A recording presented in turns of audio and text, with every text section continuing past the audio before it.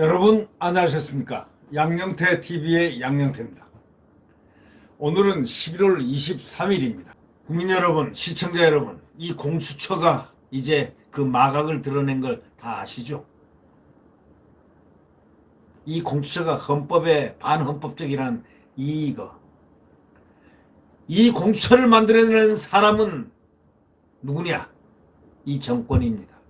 그 중에서 직접 단판에서 만들어낸 사람이 심상정입니다.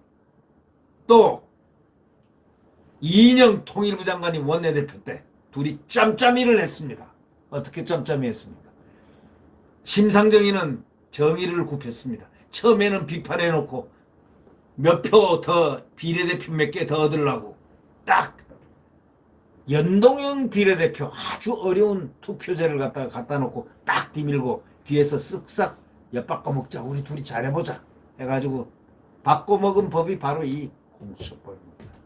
선거법하고 공수처법. 심상정은 나중에 역사의 심판을 받아야 됩니다.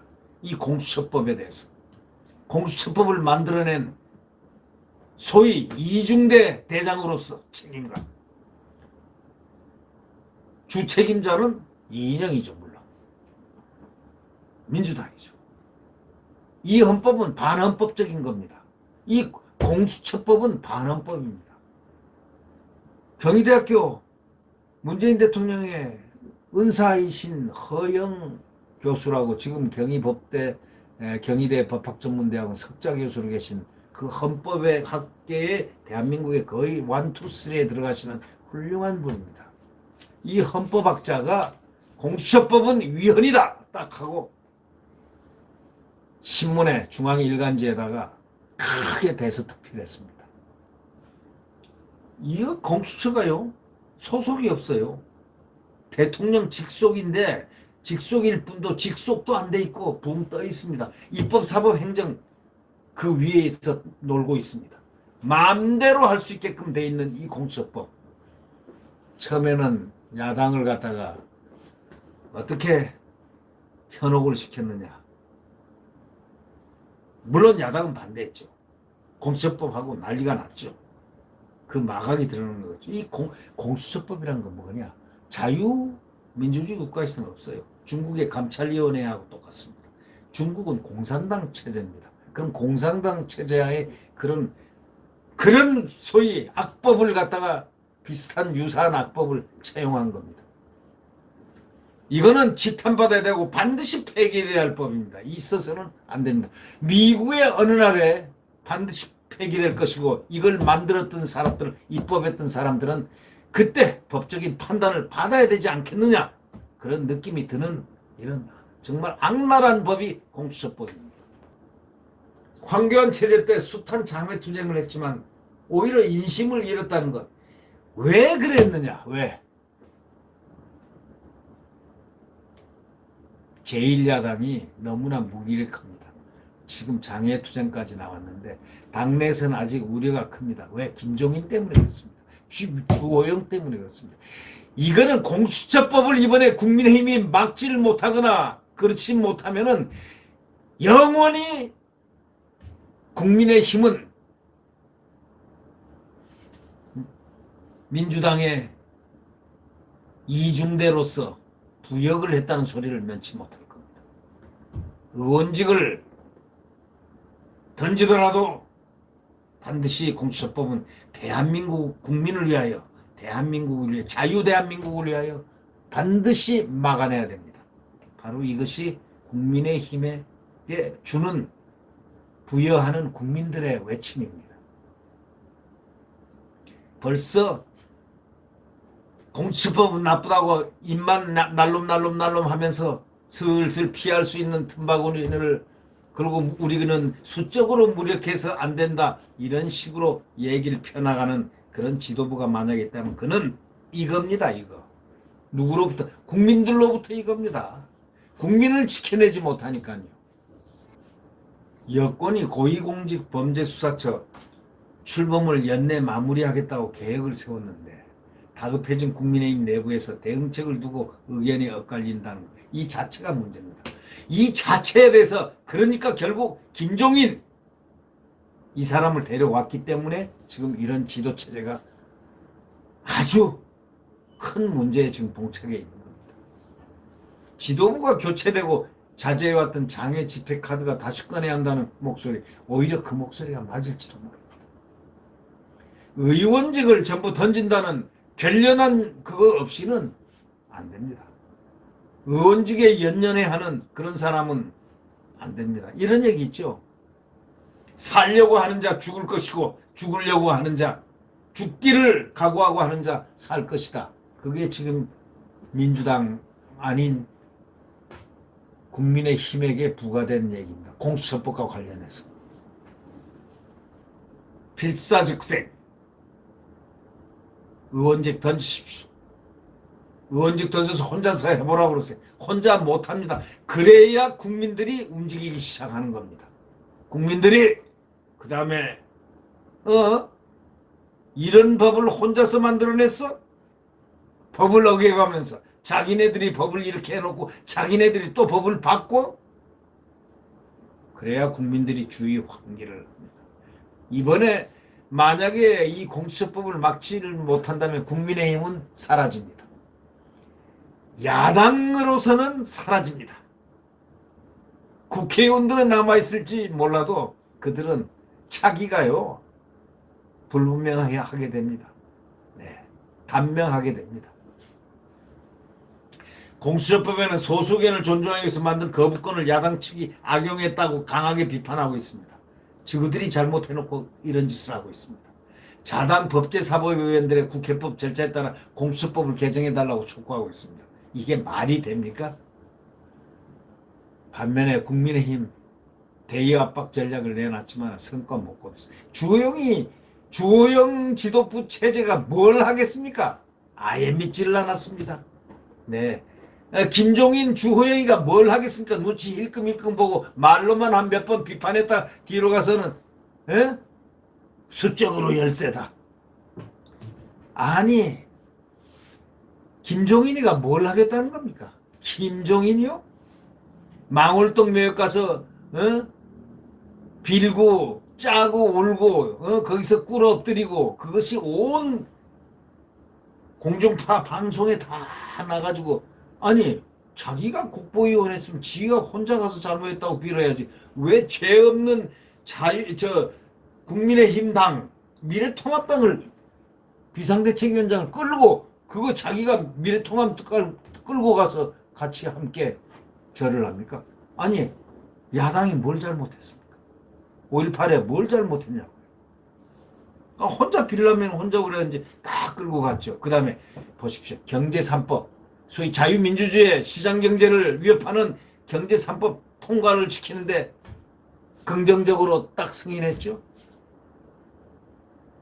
그 다음에 공공의대 시민단체가 이 의사들을 뽑는 바로 그래서 대한민국 의학도들이 반발했던 이 공공의대법을 또 긍정적으로 본다고. 이런 사람이 바로 김종인 아닙니까? 우리가 칼라로 보면 이런 색이 있죠. 확실한 색깔, 삼원색, 빨강, 노랑, 파랑 뭐 있고 하얀색이냐, 붉은색이냐, 회색이냐 뭐 이런 얘기들 있지 않습니까?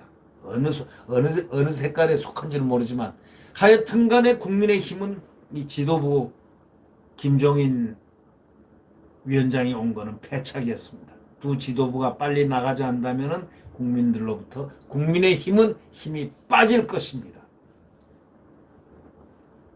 주호영 국민의힘 대표는 공수처장 후보에 대한 거부권을 행사한 것과 관련해서 민주당이 요구하면 무엇 때문에 반대했는지 추천위원들을 통해 말할 수 있다. 그걸 듣는 순간 적격자가 하나도 없다는 걸 국민에게 설명할 용의가 있다. 부당성에 대해서 여론전 펼치기도 했지만 입만 합니다. 입만. 어떻게 말을 해가지고 그 순간을 모면할까만 생각하는 사람. 투쟁이란 게 없습니다. 그래놓고 정작 어려울 때 투쟁할 사람인 홍준표 같은 사람은 아예 들어오지도 못하게 막아냅니다. 왜? 질투가 나서 그러겠죠. 이 사람들이 이 리더십이 훌륭한 사람들이 들어오면 이 당이 글로 쏠릴 것 같으니까 겁나서 자기네들 직책을 유지하기 위해서 혹시 그런 거 아닌가라고 의문을 품는 사람들도 개중에 있다는 사실도 알아야 된다는 겁니다. 지금 김종인 뭐 하고 있습니까? 자기 정치를 하고 있지 않습니까? 그러니까 지금 국민의힘에다가 요구하는 게 계속 수세를 몰리고 있는 상황에서 더 공격적인 전략이 필요하지 않느냐라는 지적이 지금 나오고 있다는 거. 지난 지도부에서의 실패하고 이걸 자꾸 연관시키는데 그 지도부에 실패한 거는 그때 공수처법에 그 실상을 국민들이 모르게 홍보를 절대 안 했고 또 이 당이 야당이 그런 홍보를 해야 되는데 그때 이 공수처법의 이 함정을 무서운 함정을 자유민주주의 파괴법이라는 것을 갖다 유튜브에 나오는 방송했던 애국지성들이 그 외에 누가 비판하고 다녔습니까? 이제 와서 무슨 뭐 어쩌고 저쩌고 하면서 말이지. 예? 그때 가만히 있었다. 이거밖에 더 있어. 오히려 황교안 대표가 단식 투쟁하면서 알려지기 시작한 겁니다. 황교안 대표 때문에 이 당이 잘못된 거 아닙니다.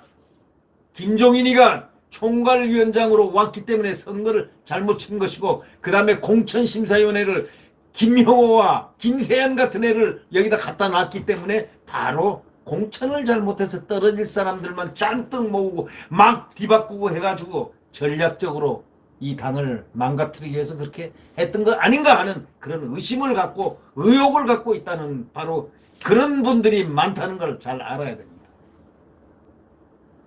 오선의 정진석 의원 말 한번 들어보십시오.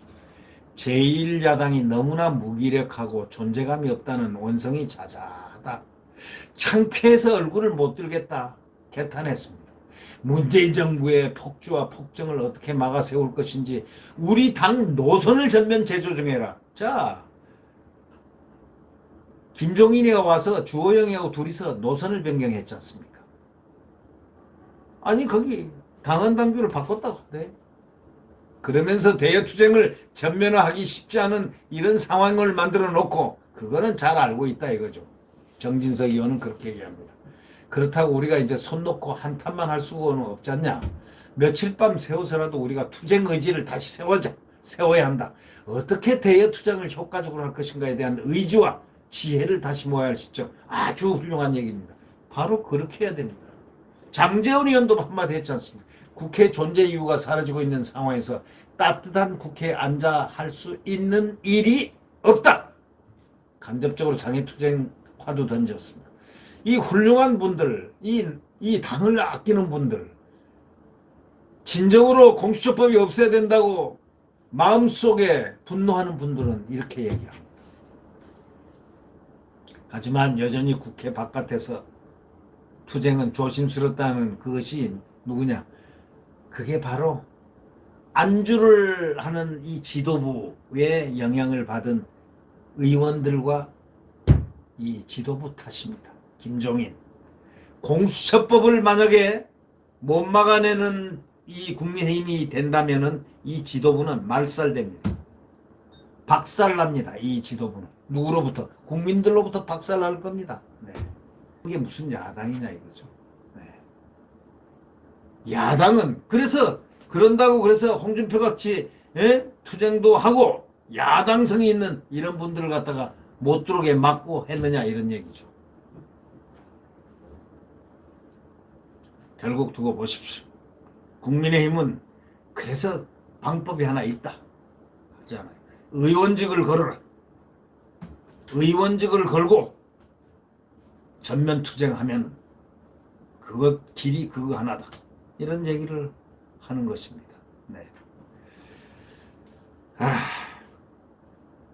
공수처 시한을 경고하는데 야당은 발등에 이제 불이 그냥 뚝 떨어졌습니다.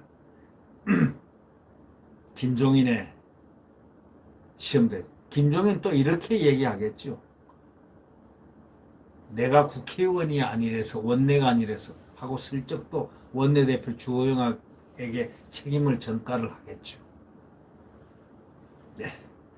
구독 버튼과 엄지를 눌러주시면 감사하겠습니다. 내일 태양은 다시 떠오릅니다. 대한민국 헌법, 자유민주주의와 시장경제, 한미동맹, 이런 대한민국의 훌륭한 가치들이 내일 태양은 다시 떠오릅니다. 함께, 태양과 함께. 네, 안녕히 계십시오.